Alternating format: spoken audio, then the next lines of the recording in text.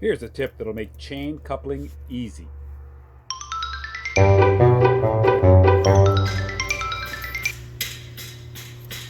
So the master link of the chain's got 3 sections on it.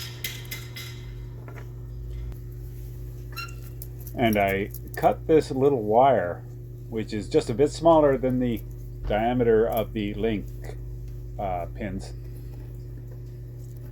And I'm going to push it through the one, and I'm going to slide these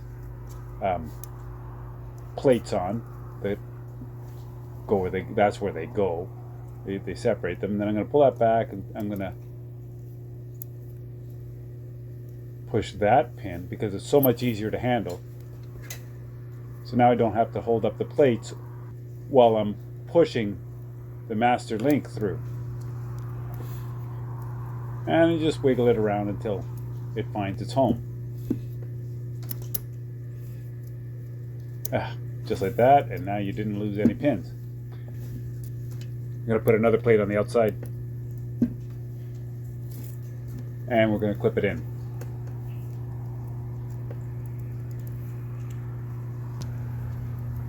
That's a good job.